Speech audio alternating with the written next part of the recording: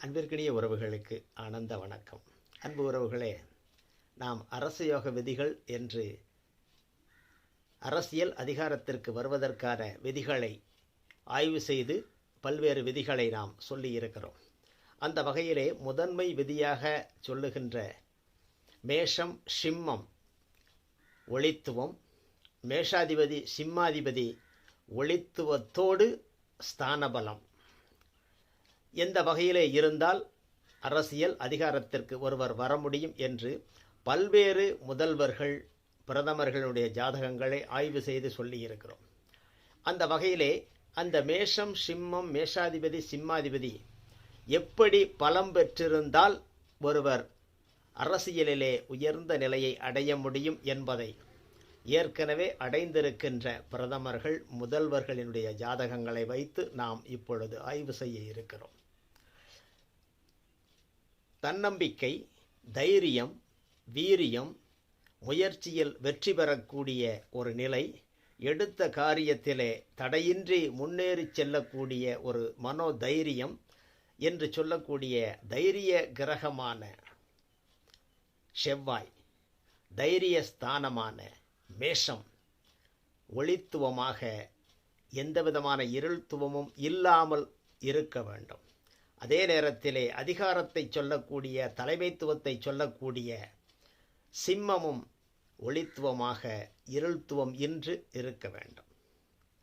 தைரியகாரகனான மேசாதிபதியும் தலைமை காரகனான சிம்மாதிபதியும் ராகு கேது சனி தொடர்பு இன்றி, அப்படி தொடர்பு இருந்தாலும் சுப கிரகங்களான குரு சுக்கிர தொடர்பால் அந்த அசுபத்தன்மை நீங்கி ஒளித்தன்மை பெற்று செவ்வாய் சூரியன் தங்களுக்குள் யோக ஸ்தானமான அதிர்ஷ்ட ஸ்தானமான நல்ல ஸ்தானங்களான கோணம் 1-5-9 என்ற கோணம், 4-7-10 என்ற கேந்திரம் அல்லது 3-11 என்ற முயற்சி வெற்றி ஸ்தானம், இந்த ஸ்தானங்களில் செவ்வாயும் சூரியனும் இருக்கின்ற பொழுது நிச்சயமாக அரசியலிலே ஒருவர் வெற்றியை பெற முடியும். அதே நேரத்திலே அந்த காலகட்டத்திலே நடைபெறக்கூடிய தசாபுத்திகளும் இவர்களுக்கு யோகமான தசாபுத்திகளாக இருக்க வேண்டும். ஆனால் என்னதான் யோகமான தசாபுத்திகள் நடைபெற்று கொண்டிருந்தாலும் நாம் சொல்லக்கூடிய மேஷம் மேஷாதிபதி சிம்மம் சிம்மாதிபதி நாம் சொல்லக்கூடிய நிலையில் இருந்தால்தான் அரசியலிலே இவர்கள் வெற்றி பெற்று அதிகாரத்தை அடைய முடியும். நாம் சொல்லுகின்ற இந்த மேஷ சிம்ம மேஷாதிபதி சிம்மாதிபதி எப்படி இருக்க வேண்டுமென்ற இந்த விதி பிரதமர்களாக முதல்வர்களாக இருந்தவர்கள் இருப்பவர்களுடைய ஜாதகத்திலே எப்படி இருக்கிறது என்பதை பார்ப்போம். அந்த வகையிலே இந்த தேசம் சுதந்திரம் அடைந்தவுடன் எவ்வளவோ தலைவர்கள் இருந்தார்கள். அவர் வருவார் இவர் வருவார் அதிகாரத்திற்கு என்றெல்லாம் நினைத்து கொண்டிருந்த நேரத்திலே மகாத்மா காந்தி அவர்கள் நேருவை முன்னிலைப்படுத்திய காரணத்தினால் நேரு பிரதமராக இந்தியாவின் முதல் சுதந்திர இந்தியாவின் முதல் பிரதமராக பொறுப்பேற்றார். அப்படியென்றால் எல்லோரையும் விட நேருவிற்கு அவரது ஜாதக பலம் இருந்திருக்க வேண்டும். அதே நேரத்திலே நாம் சொல்லக்கூடிய மேஷ சிம்ம வலு ஒளித்துவமாகவும் மேஷ சிம்மாதிபதிகள் ஒளித்துவமாகவும் இருந்திருக்க வேண்டும். நேருவினுடைய ஜாதகத்திலே எப்படி இருக்கிறது என்பதை பார்ப்போம். ஏனென்றால் கோடியில் ஒருவர் திகழ வேண்டும் என்று சொன்னால் கோடிக்கணக்கான நபர்களுக்கு தலைமையேற்று தைரியத்தோடு அவர்களை வழிநடத்த வேண்டும் என்று சொன்னால் அதற்கான தலைமைத்துவமும் அதிகாரத்துவமும் அவர்களுக்கு அதிகப்படியான சுபத்துவத்துடனும் ஒளித்துவத்துடனும் இருக்க வேண்டும். இப்பொழுது பண்டித ஜவஹர்லால் நேரு அவர்களுடைய ஜாதகம் திரையிலே தெரிகிறது. கடக லக்னம், கடக ராசி, லக்னாதிபதி ராசியாதிபதியான சந்திரன் ஆட்சியாக இருக்கிறார். சரி, நமது விதிக்கு வருவோம். மேஷத்திலே எந்த ஒரு கிரகமும் இல்லை. மேஷத்தை குரு தனது 5ஆம் பார்வையாக பார்க்கிறார். அதே நேரத்திலே சுக்கிரனும் தனது 7ஆம் பார்வையாக பார்த்து மேஷம் அதீத ஒளித்தன்மையாக இருக்கிறது. அதே நேரத்திலே மேஷாதிபதி செவ்வாய் ராகு கேது சனியினுடைய தொடர்பு இன்றி நல்ல நிலையில் இருக்கிறார். மேசமும் ஒளித்துவமாக இருக்கிறது. மேஷாதிபதியான செவ்வாயும் நல்ல நிலையில் இருக்கிறார். சரி, சிம்மத்திலே சனி இருந்து சிம்மத்தை இருள்படுத்தி இருக்கிறார். ஆனால் குரு தனது 9ஆம் பார்வையாக சிம்மத்தை பார்த்து சனியையும் சுபப்படுத்தி சிம்மத்தையும் ஒளித்துவமாக்கி இருக்கிறார். சிம்மம் இங்கே ஒளித்துவமாக பளபளப்பாக ஜொலிக்கிறது. அதே நேரத்திலே சிம்மாதிபதியான சூரியன் ராகு கேது சனி தொடர்பு இன்றி நல்ல நிலையில் இருக்கிறார் விருட்சிகத்திலே. இங்கே சிம்மம் சனியால் இருள்பட்டிருந்தாலும் குருவால் ஒளித்துவமாகி சுபத்துவமாகி இருக்கிறது. சிம்மாதிபதியான சூரியனும் நல்ல நிலையில் இருக்கிறார். பண்டித ஜவஹர்லால் நேரு அவர்களுடைய ஜாதகத்திலே மேஷமும் சிம்மமும் ஒளித்துவமாகி இருக்கிறது. மேஷாதிபதியும் சிம்மாதிபதியும் சுபத்துவமாக நல்ல நிலையில் இருக்கிறார்கள். அதே நேரத்திலே செவ்வாய்க்கு சூரியன் 3-11 என்ற வெற்றி ஸ்தானத்திலும் இருக்கிறார். 6-8-12 என்று செவ்வாய் சூரியன் ஒருவருக்கொருவர் ஸ்தானம் பெற்றிருந்தார்கள் என்று சொன்னால் அதிகாரம் சற்று குறையக்கூடும். இங்கே அதிகார கிரகங்களான செவ்வாயும் சூரியனும் தங்களுக்குள் 3-11 என்ற வெற்றி ஸ்தானத்தில்தான் இருக்கிறார்கள். அதனால்தான் பண்டித ஜவஹர்லால் நேரு அவர்கள் எவ்வளவோ தலைவர்கள் இருந்த பொழுதும் சுதந்திர இந்தியாவின் முதல் பிரதமராக இந்த இந்தியாவிற்கு தலைமை தாங்கி வழிநடத்தினார். சரி, நேருவின் மறைவைத் தொடர்ந்து நேருவுக்கு பின் எவ்வளவோ தலைவர்கள் காங்கிரஸ் கட்சியிலும் இந்திய தேசத்திலும் இருந்த பொழுது இந்திரா காந்தி எப்படி பிரதமர் பொறுப்பிற்கு வந்தார்? அவர் வருவதற்கு அவரது ஜாதகம் எந்த அளவிற்கு பலமாக இருந்தது என்பதை பார்ப்போம். நேருவைப் போலவே அன்னை இந்திரா அவர்களுக்கும் கடக லக்கணம், மகர ராசி. சரி, நாம் மேஷத்தை சிம்மத்தை பார்ப்போம். இங்கே மேஷத்திலே எந்த கிரகங்களும் இல்லை. அதே நேரத்திலே மேஷத்தை எந்த கிரகங்களும் பார்க்கவில்லை. மேஷம் சுபத்துவமும் ஆகவில்லை, பாவத்துவமும் ஆகவில்லை. மேஷம் நன்றாகவே இருக்கிறது. மேஷாதிபதி மேஷத்திற்கு 5ஆம் இடம் என்று சொன்ன திரிகோண ஸ்தானத்திலே இருக்கிறார். மேஷாதிபதி நல்ல நிலையிலே இருக்கிறார். அது மட்டுமல்ல, மேஷாதிபதியான செவ்வாய் சிம்மத்திலும் இருக்கிறார். சிம்மத்திற்கு கூடுதல் அதிகாரத்தை கொடுத்திருக்கிறார். சரி, சிம்மத்தை யாராவது பார்க்கிறார்களா என்றால் சிம்மத்தையும் எந்த கிரகங்களும் பார்க்கவில்லை. சிம்மத்திலே செவ்வாய் இருந்து சிம்மத்திற்கு கூடுதல் அதிகாரத்தை கொடுத்திருக்கிறார். சரி, சிம்மாதிபதி சூரியன் எப்படி இருக்கிறார்? சிம்மாதிபதி சூரியன் விருட்சிகத்திலே இருக்கிறார். சூரியனை குரு தனது 7ஆம் பார்வையாக பார்க்கிறார். சூரியன் இங்கே ஒளித்துவமாக மாறியிருக்கிறார். சரி, செவ்வாய் சூரியன் தங்களுக்குள் எப்படி இருக்கிறார்கள்? தங்களுக்குள் 4-10 என்ற கேந்திரத்திலே வலுவாக இருக்கிறார்கள். இங்கே மேசமும் கெடாமல் நல்ல நிலையில் இருக்கிறது. சிம்மம் நல்ல நிலையில் இருக்கிறது. மேசாதிபதி சிம்மாதிபதி இருவரும் தங்களுக்குள் 4-10 என்ற கேந்திரத்தில் வலுவாக இருக்கிறார்கள். அதனால்தான் நாம் சொல்லுகின்ற இந்த விதிகள் சரியாக இருப்பதால் தான் இந்திரா காந்தி அவர்களால் பிரதமராக முடிந்தது. அதிகாரம் அவரது கைக்கு கிடைத்தது.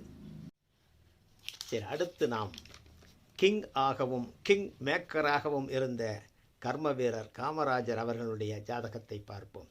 ஏனென்று சொன்னால் பிரதமரை உருவாக்கியவராகவும் இவர் இருக்கிறார். அதே நேரத்திலே முதலமைச்சராகவும் இருந்தார். அகில இந்திய அளவிலே அகில இந்திய காங்கிரஸ் கட்சியினுடைய தலைவராகவும் இந்திய அளவில் மிகப்பெரிய தலைவராக இருந்தார். அப்படி என்றால் இவருக்கு மேஷம் சிம்மம் எந்த அளவிற்கு வலுவாக இருக்க வேண்டும், எப்படி இருக்கிறது என்பதை பார்ப்போம். கர்ம வீரர் காமராஜர் அவர்களுக்கும் அதே கடக லக்கணம், கும்பராசி. இங்கே மேஷத்திலே எந்த கிரகமும் இல்லை. எவருடைய பார்வையும் மேசத்தில் இல்லை. ஆனால் மேஷாதிபதியான செவ்வாய் தனது 8ஆம் பார்வையாக மேசத்தை பார்த்து மேசத்தை பலப்படுத்துகிறார். சரி, மேஷாதிபதியான செவ்வாய் ராகுவோடு சேர்ந்திருக்கிறாரே, ராகுவால் இருள்பட்டு இருக்கிறாரே என்று சொன்னால், கன்னியில் இருக்கக்கூடிய ராகு சுபராகவும் நன்மை செய்யக்கூடிய நிலையிலும் இருப்பார். ஆமேடம் எருது கண்ணி நண்டு சுறா என்று சொல்கிறார்களே, அந்த வகையிலே கன்னியில் இருக்கக்கூடிய ராகு கெடுதல் செய்ய மாட்டார். செவ்வாய்க்கு கூடுதல் அதிகாரத்தை தான் கொடுப்பார். அந்த வகையில் செவ்வாய் கூடுதல் அதிகாரத்தோடு இருக்கிறது. அது மட்டுமல்ல, குருவினுடைய 7ஆம் பார்வையாக செவ்வாய் பார்க்கப்பட்டு செவ்வாய் ஒளித்துவமாகவும் அதிக சக்தியும் செவ்வாய்க்கு கிடைத்திருக்கிறது. மேஷமும் மேஷாதிபதியும் கூடுதலாக அதிகாரத்தோடும் ஒளித்துவத்தோடும் இருக்கிறார்கள். சரி, சிம்மத்திலே 2ஆம் குருவான சுக்கிரன் இருந்து சிம்மத்தை ஒளித்துவமாக்கி இருக்கிறார். சிம்மம் பளபளவென்று இருக்கிறது. அதே நேரத்தில் சிம்மாதிபதி சூரியன் சனியோடோ ராகுவோடோ கேதுவோடோ தொடர்பில் இல்லை. சூரியன் புதனோடு தான் தொடர்பில் இருக்கிறார். சூரியன் நல்ல நிலையில் இருக்கிறார். சரி, சூரியன் செவ்வாய் தங்களுக்குள் எப்படி இருக்கிறார்கள்? தங்களுக்குள் சூரியன் செவ்வாய் 4-10 என்ற கேந்திரத்திலே வலுவாக அதிக சக்தியோடு இருக்கிறார்கள். இங்கே கர்மவீரர் காமராஜர் அவர்களுடைய ஜாதகத்திலும் மேஷமும் சிம்மமும் அதிக பலமாக இருக்கிறது. சூரியனும் செவ்வாயும் தங்களுக்குள் ஸ்தான பலத்தோடு நல்ல நிலையில் இருக்கிறார்கள். அதனால்தான் இந்தியாவினுடைய கிங் மேக்கராகவும் கிங்காகவும் காமராஜர் அவர்கள் திகழ்ந்தார்கள். சரி, அடுத்ததாக இன்றைக்கு பிரதமராக இருக்கக்கூடிய மோடி அவர்கள். ஏனென்று சொன்னால், பாரதிய ஜனதா கட்சியிலே எவ்வளவோ முதுபெரும் தலைவர்கள் இருந்த பொழுதும் முதலமைச்சராக இருந்த மோடி அவர்களால் எப்படி பிரதமராக முடிந்தது? அப்படி என்றால், அவரது ஜாதகத்திலே மேஷம் சிம்மம் மேஷாதிபதி சிம்மாதிபதி அதீத பலத்தோடு இருக்க வேண்டுமே, எப்படி இருக்கிறது என்பதை பார்ப்போம். இங்கே மோடி அவர்களுடைய ஜாதகம் தெரிகிறது. விருட்சிக லக்கணம், விருட்சிக ராசி, லக்னாதிபதி ஆட்சியாகவே இருக்கிறார். இங்கே மேஷாதிபதியான லக்னாதிபதி செவ்வாய் ஆட்சியாகவே இருக்கிறார். மேஷம் எந்தவிதமான பாவ கிரகங்களின் தொடர்பும் இன்றி நல்லபடியாக இருக்கிறது. மேஷம் மேஷாதிபதி நல்ல நிலையில் இருக்கிறார்கள். சிம்மத்திலே சனி இருந்து சிம்மத்தை இருள்படுத்தி இருக்கிறார். அதே நேரத்திலே சிம்மத்திலே சுக்கிரன் இருந்து சனியினுடைய இருளை விரட்டி சிம்மத்தை ஒளித்துவமாக்கி இருக்கிறார். அதே நேரத்திலே குருவினுடைய பார்வையும் சிம்மத்திலே விழுந்து சிம்மம் கூடுதலான வெளிச்சமாகி இருக்கிறது.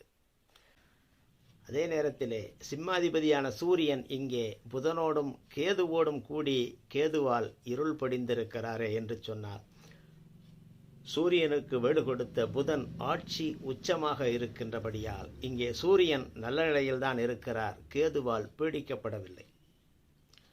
அதே நேரத்திலே சூரியனும் செவ்வாயும் தங்களுக்குள் 3-11 என்ற முயற்சி லாபம் என்ற வெற்றி ஸ்தானத்தில் இருக்கிறார்கள், நல்ல நிலையில் இருக்கிறார்கள்.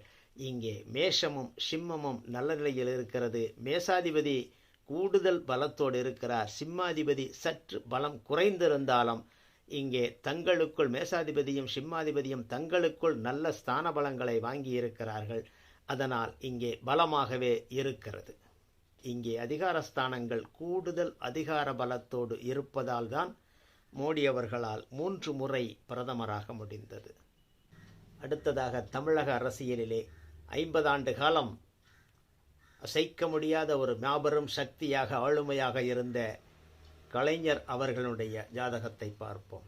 ஏனென்றால் அறிஞர் அண்ணா அவர்களுடைய மறைவுக்கு பிறகு 50 தலைவர்கள் என்று 5 முதுபெரும் தலைவர்கள் ஆளுமையோடு இருந்த பொழுதும் கலைஞர் அவர்கள் ஆட்சியையும் கட்சியையும் கைப்பற்றுவதற்கு அவருக்கு அந்த பொறுப்புகள் வருவதற்கு அவரது ஜாதகம் எந்த அளவிற்கு பலமாக இருந்தது என்பதை நாம் பார்ப்போம். ஏனென்று சொன்னால், ஒருவருக்கு ஆட்சி அதிகாரம் வருகிறது என்று சொன்னால் நாம் சொல்லுகின்ற அரசு யோக விதிகள் பூரணமாக பொருந்தி வர வேண்டும். அந்த வகையிலே தலைவர் கலைஞர் அவர்களுடைய ஜாதகத்திலே மேஷம் சிம்மம் மேஷாதிபதி சிம்மாதிபதி எப்படி இருக்கிறார்கள் என்பதை பார்ப்போம். கலைஞர் அவர்களுடைய ஜாதகம் திரையிலே தெரிகிறது. கலைஞர் அவர்களுக்கும் கடக லக்கணம், கடக லக்னம், ரிஷப ராசி. சரி, மேஷத்திலே தனித்த புதன் இருந்து மேசத்தை சுபப்படுத்தி இருக்கிறார். மேசத்தை உச்ச சனி பார்வை, மேஷம் உச்ச சனியின் பார்வையால் கொஞ்சம் இருள் பட்டிருக்கிறது. அதே நேரத்திலே உச்ச செவ்வாயின் பார்வையால் மேஷம் அதீத வலு அடைந்திருக்கிறது. தன் வீட்டை தானே பார்க்கின்ற கிரகத்தால் அந்த வீடு பலம் பெறும். அதே நேரத்திலே செவ்வாய் உச்சனாகி பார்க்கிறார். மேஷம் அதீத பலத்தோடு இருக்கிறது, அதீத அதிகாரத்தன்மையோடு இருக்கிறது. சரி, சிம்மம் ராகுவால் இருள் படிந்திருக்கிறது. அதே நேரத்திலே அதிகார கிரகமான, ராஜ கிரகமான, தைரிய கிரகமான செவ்வாயின் உச்ச செவ்வாயின் 8ஆம் பார்வை சிம்மத்தில் விழுந்து சிம்மத்திற்கு அதிக அதிகாரத்தை கொடுத்திருக்கிறார். அதே நேரத்தில் சிம்மாதிபதியான சூரியன் சந்திரனோடு இணைந்து அதீத சுபத்துவமாகி இருக்கிறார். குருவின் பார்வையாலும் சூரியன் அதிக பலம் பெற்றிருக்கிறார். இங்கே சிம்மத்தில் சற்று ராகுவால் இருள் படிந்திருந்தாலும் சிம்மாதிபதி அதீத பலம் பெற்றிருக்கிறார். மேஷாதிபதியான செவ்வாய் உச்சமாகி அதீத பலம் பெற்றிருக்கிறார். மேசமும் நல்ல நிலையில் இருக்கிறது. சிம்மமும் செவ்வாயினுடைய அதிகார பலத்தால் நல்ல நிலையில் இருக்கிறது. மேஷம் சிம்மம் நன்றாகவே இருக்கிறது. மேஷாதிபதி சிம்மாதிபதி அதீத சுபத்தோடு இருக்கிறார்கள். அதிலும் சிம்மாதிபதியான சூரியன் அதீத சுபத்தோடு, சந்திரன் குருவால் அதிக பலத்தோடும் இருக்கிறார். எனவேதான் கலைஞர் அவர்கள் 50 ஆண்டு காலம் தமிழக அரசியலிலே அசைக்க முடியாத ஒரு மாபெரும் ஆளுமையாக திகழ்ந்தார்கள். சரி, அடுத்ததாக தமிழகத்தின் மாபெரும் ஆளுமையாக சிங்கப்பெண்ணாக இருந்த புரட்சித் தலைவி ஜெயலலிதா அவர்களுடைய ஜாதகத்தை பார்ப்போம். புரட்சித் தலைவர் எம்ஜிஆர் அவர்களின் மறைவுக்கு பிறகு அதிமுகவில் எத்தனையோ தலைவர்கள் இருந்தார்கள். இருந்த பொழுதிலும் கட்சியும் ஆட்சியும் ஜெயலலிதா அவர்களின் கைகளுக்கு எப்படி வந்தது? அப்படி என்றால் இவரது ஜாதகத்திலே நாம் சொல்லக்கூடிய அரசு யோக விதிகள் எந்த அளவிற்கு பொருந்தி இருக்கும். குறிப்பாக மேஷம், சிம்மம், மேஷாதிபதி, சிம்மாதிபதி எப்படி இருக்கிறது என்பதை பார்ப்போம். இப்பொழுது திரையிலே புரட்சித் தலைவி ஜெயலலிதா அவர்களுடைய ஜாதகம் தெரிகிறது. இங்கே மேஷத்திலே ராகு இருந்து மேஷத்தை இருள்படுத்தி இருந்தாலும் மேஷ ராகு நன்மை செய்யும் என்ற விதியின்படி மேஷம் பாவத்துவமாகவில்லை. இருந்த பொழுதிலும் குருவினுடைய பார்வையால் மேஷம் அதீத சுபத்துவமாகி இருக்கிறது, ஒளித்துவமாகிவிட்டது. குரு பார்க்க கோடி நன்மை என்பார்களே, குருவால் ராகுவும் சுபத்துவமாகி மேஷமும் ஒளித்துவமாகிவிட்டது. சரி, மேஷாதிபதி செவ்வாய் எப்படி இருக்கிறார்? மேஷாதிபதி சிம்மத்திலே இருக்கிறார், சந்திரனோடு இணைவிலே இருக்கிறார், ஒளித்துவமாகி இருக்கிறார். மேஷத்திற்கு 5ஆம் இடம் என்று சொல்லக்கூடிய கோணத்திலே செவ்வாய் இருக்கிறார். சிம்மத்திலே சந்திரன் இருந்து, பௌர்ணமி சந்திரன் இருந்து சிம்மத்தை அதீத ஒளித்துவப்படுத்துகிறார். அதே நேரத்திலே குருவினுடைய பார்வையாலும் சிம்மம் அதீத பலமாகி இருக்கிறது. இங்கே மேஷமும் சிம்மமும் குருவினுடைய ஒளியால் அதிக வெளிச்சமாகி இருக்கிறது. சிம்மம் கூடுதலாக பௌர்ணமி சந்திரனால் அதிக வெளிச்சமாகி அதிக பலமாகி இருக்கிறது. அந்த அதிகார கிரகமான செவ்வாயும் சிம்மத்திலே இருந்து கூடுதல் அதிகாரத்தை சிம்மத்திற்கு கொடுத்திருக்கிறார். அதனால்தான் தலைமைத்துவத்திலே தன்னிகரற்ற ஒரு தலைவியாக ஜெயலலிதா அவர்கள் திகழ்ந்தார்கள். கூடுதலான சுபத்துவம் இங்கே சிம்மம். அதே நேரத்திலே சிம்மாதிபதியும் மேஷாதிபதியும் தங்களுக்குள் சம சப்தமமாக 7ஆம் இடத்திலே இருக்கிறார்கள். அதே நேரத்திலே சிம்மாதிபதியும் செவ்வாயும் தங்களுக்குள் சம சப்தமமாக 7ஆம் கேந்திரத்திலே இருந்து கூடுதல் ஸ்தானபலம் வருகிறார்கள். அது மட்டுமல்ல, சூரியன் பௌர்ணமி சந்திரனுடைய பார்வையினால் அதீத ஒளித்தன்மையாக இருக்கிறார். இங்கே செவ்வாயும் சூரியனும் அதிக ஒளித்துவமாகி மேஷமும் சிம்மமும் அதிக ஒளித்துவமாகி அதிகப்படியான அதிகார பலம் இருப்பதால் தான் அவ்வளவு தலைவர்களும் அம்மா அவர்கள் என்று சொன்னாலே அரண்டு போய் இருக்கக்கூடிய ஒரு நிலை இருந்தது. அவரது காலில் விழுந்து வணங்கக்கூடிய அதிகப்படியான அதிகாரத்துவத்தை அம்மா அவர்களுக்கு அவரது ஜாதகம் கொடுத்தது. சரி, அடுத்தபடியாக அம்மா அவர்களினுடைய மறைவை தொடர்ந்து திடீரென்று எடப்பாடியார் அவர்கள் முதல்வரானார்கள். அவரது ஜாதகத்திலே எவ்வளவோ தலைவர்கள் அனைத்திந்திய அண்ணா திராவிட முன்னேற்ற கழகத்தில் இருந்த பொழுதும் எடப்பாடியார் எப்படி முன்னிலைப்படுத்தப்பட்டு எப்படி அவர் முதல்வரானார், அது மட்டுமல்ல அனைத்திந்திய அண்ணா திராவிட முன்னேற்ற கழக கட்சிக்கும் அவர் எப்படி தலைவரானார், கட்சி ஆட்சி இரண்டையும் தன் கைவசப்படுத்த வேண்டும் என்று சொன்னால் மேஷம் சிம்மம் மேசாதிபதி சிம்மாதிபதி அதீத பலத்தோடு இருக்க வேண்டும். அவரது ஜாதகத்தில் எப்படி இருக்கிறது என்பதை பார்ப்போம். இதோ எடப்பாடியார் அவர்களுடைய ஜாதகம் திரையிலே தெரிகிறது. ரிஷப லக்கணம், கன்னிராசி. மேஷத்திலே எந்த கிரகமும் இல்லை. உச்ச சனியின் பார்வையால் மேசம் இருள்பட்டிருந்தாலும் பௌர்ணமி சந்திரனுடைய ஒளியால் அந்த இருள் விலகி மேசம் அதீத வெளிச்சமாகிவிட்டது. மேசம் சுபத்துவமாகிவிட்டது. பௌர்ணமி சந்திரன் என்பவர் குருவிற்கும் மேலான நிலையில் உள்ளவர் என்பதையும் இந்த நேரத்திலே நாம் தெரிந்து கொள்ள வேண்டும். அதே நேரத்திலே மேஷாதிபதியான செவ்வாய் ஆட்சியாகவும் இருக்கிறார். சரி, சிம்மம். சிம்மம் தனித்த புதனினுடைய பார்வையில் இருக்கிறது. வேறு எந்த அசுப கிரகங்களின் தொடர்பு சிம்மத்திற்கு இல்லை. அதே நேரத்திலே சிம்மத்துக்கு அருகிலே கன்னியில் இருக்கக்கூடிய சந்திரன் 9 டிகிரியில் இருந்து சிம்மத்தையும் ஒளித்துவப்படுத்துகிறார்.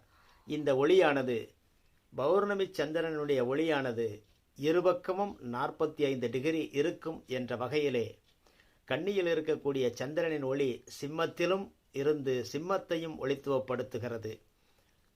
அதே நேரத்திலே துலாத்தையும் ஒளித்துவப்படுத்தி துலாத்தில் இருக்கக்கூடிய சனிக்கும் ஒளி கொடுக்கிறது. அதனால் சனியின் இருள் நீங்கி சனியும் ஒளித்துவமாக இருக்கிறார். பௌர்ணமி சந்திரனின் ஒளியை வாங்கிய சனியின் பார்வைதான் மேஷத்திலே பட்டது. எனவே மேஷம் ஒளித்துவமாகவே இருக்கிறது. சிம்மமும் பௌர்ணமி சந்திரனின் அருகில் இருப்பதால் சிம்மமும் ஒளித்துவமாகி இருக்கிறது. அதே நேரத்திலே சிம்மாதிபதியான சூரியன் சுக்கிரனோடு இணைந்து உச்ச சுக்கிரனோடு இணைந்து அதீத சுபத்துவத்தோடு இருக்கிறார். அது மட்டுமல்ல, பௌர்ணமி சந்திரனினுடைய பார்வையால் சூரியனும் அதீத பவரோடும் வெளிச்சத்தோடும் ஒளியோடும் இருக்கிறார்.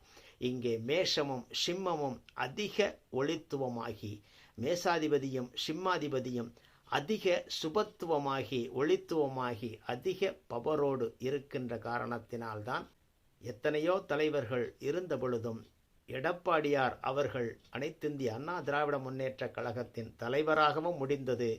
அனைத்திந்திய அண்ணா திராவிட முன்னேற்ற கழகத்தின் மூலமாக ஆட்சி அதிகாரத்தையும் கைப்பற்ற முடிந்தது. சரி, அடுத்தபடியாக இன்றைய முதல்வர் ஸ்டாலின் அவர்களுடைய அமைப்பு எப்படி இருக்கிறது என்பதை பார்ப்போம். நாம் சொல்லுகின்ற மேஷம் சிம்மம் வலு இல்லாமல் ஒருவர் நிச்சயமாக அதிகார பொறுப்பிற்கு வர முடியாது. உச்சபட்ச அதிகாரத்தை அடைய முடியாது. அந்த வகையிலே இப்பொழுது ஸ்டாலின் அவர்களுடைய ஜாதகம் திரையிலே தெரிகிறது. சிம்ம ராசி, சிம்ம லக்கணம். ராசி லக்கணம் இரண்டுமே சிம்மம். சிம்மம் பூரணமான ஒளித்துவத்தோடு இருக்கிறது. இங்கே மேஷத்திலே சுக்கிரன் குரு என்று 2 குருவும் இருந்து மேஷத்தை அதீத ஒளித்துவமாகி மேஷத்திற்கு அதிக பவரை கொடுத்திருக்கிறார்கள். அதே நேரத்திலே பௌர்ணமி சந்திரனுடைய ஒளியால் மேஷாதிபதியும் அதீத ஒளித்துவமாகி இருக்கிறார். இங்கே மேஷமும் செவ்வாயும் அதிக சுபத்துவத்தோடு ஒளித்துவத்தோடு பவரோடு இருக்கிறார்கள். சிம்மத்திலே பௌர்ணமி சந்திரன் இருந்து அதீத ஒளித்துவத்தை சிம்மத்திற்கு கொடுத்து சிம்மம் அதீத பலத்தோடும் சுபத்துவத்தோடும் இருக்கிறது. சிம்மாதிபதியான சூரியன் பௌர்ணமி சந்திரனுடைய பார்வையால் அதீத பலத்தோடும் ஒளித்துவத்தோடும் இருக்கிறார்கள். மேஷம் சிம்மம் 2 ராசிகளுமே இங்கே அதீத ஒளித்துவத்தோடு பவரோடு இருக்கின்றன. மேஷாதிபதியும் சிம்மாதிபதியும் அதீத ஒளித்துவத்தோடும் பவரோடும் இருக்கின்றார்கள். ஆனால் இருந்த பொழுதிலும் செவ்வாய்க்கு 12இல் சூரியன் என்ற நிலையில் இங்கே இருக்கின்ற காரணத்தினால் செவ்வாய்க்கு தந்தை காரகமான சூரியன் மறைவு என்ற நிலையிலும் தலைமைக்காரகனான சூரியன் மறைவு என்ற ஸ்தானத்தில் இருந்த காரணத்தினால் தந்தையின் மறைவிற்கு பின் பூரணமான அதிகாரம் இவருக்கு கைக்கு வந்தது. செவ்வாய் சூரியன் தங்களுக்குள் மறைவில் இல்லாமல் 6, 8, 12 என்ற நிலை இல்லாமல் இருந்து கோணத்திலோ கேந்திரத்திலோ 3, 11 என்ற வெற்றி ஸ்தானங்களிலோ இருந்திருந்தால் இவர் என்றைக்கோ அதிகார பதவிற்கு வந்திருப்பார், முதல்வராக மாறியிருப்பார், என்றும் அசைக்க முடியாத ஒரு சக்தியாக மாறியிருப்பார். செவ்வாய்க்கு சூரியன் 12இல் மறைந்திருப்பதால் தான் இவர் பதவிக்கு வருவதற்கு, முழுமையான அதிகாரத்தை பெறுவதற்கு நீண்டகால தாமதம் ஆகியிருக்கிறது. சூரியனான தந்தை மறைவிற்கு பின் முழு அதிகாரம் இவருக்கு கிடைத்திருக்கிறது. இருந்த பொழுதும் மேஷம் சிம்மம் இரண்டும் அதீத வலுவோடும் சுபத்துவத்தோடும் ஒளித்துவத்தோடும் இருப்பதால் தான் இவர் பிறப்பிலிருந்தே அதிகார தோரணையிலே அதிகாரங்களோடும் ஆட்சியோடும் தொடர்பிலே இருந்தார். இன்றளவும் இருக்கிறார். இருக்கும் வரை அந்த தொடர்போடு இருப்பார். நன்றி உறவுகளே. நாம் மேஷம் சிம்மம் மேசாதிபதி சிம்மாதிபதி என்ற அதிகார கிரகங்களான ராஜ கிரகங்களான ராஜஸ்தானங்களான அதிகார ஸ்தானங்களான தலைமை என்று சொல்லக்கூடிய அரசியல் அதிகாரத்தை கொடுக்கக்கூடிய அந்த ஸ்தானங்கள் ஸ்தானாதிபதிகளின் நிலையை நாம் ஆய்வு செய்தோம். நாம் சொல்லக்கூடிய இந்த மேஷம் சிம்மம் மேசாதிபதி சிம்மாதிபதி அதீத ஒளித்துவத்தோடும் தங்களுக்குள் கேந்திர கோண 3, 11 என்ற இடங்களில் இருந்தால் அவர் என்றேனும் ஒரு நாள் அரச பதவியை அனுபவித்தே தீர்வார். நாம் சொல்லுகின்ற நிலைகளில் சற்று ஏறக்குறைய விதிகள் சற்று தளர்ந்து இருந்தால் அவர் அதற்கு தகுந்தது போல் அரசியலிலே பதவிகளை பெறக்கூடும். அந்த வகையிலே நாம் பார்த்த இன்றைய அரசர்கள் அனைவருடைய ஜாதகத்திலே நாம் சொல்லக்கூடிய விதிகள் எவ்வளவு பொருந்தியிருந்தது என்பதை பார்த்தோம். மீண்டும் மற்றும் பல அரசர்களுடைய ஜாதகத்திலே, அரசியல்வாதிகளுடைய ஜாதகத்திலே மற்றும் ஒரு விதிகளை நாம் பார்ப்போம். நன்றி உறவுகளே. தொடர்ந்து இணைந்திருங்கள். அன்பு உறவுகள் ஆனந்தமாக அனைவரும் வாழ்க.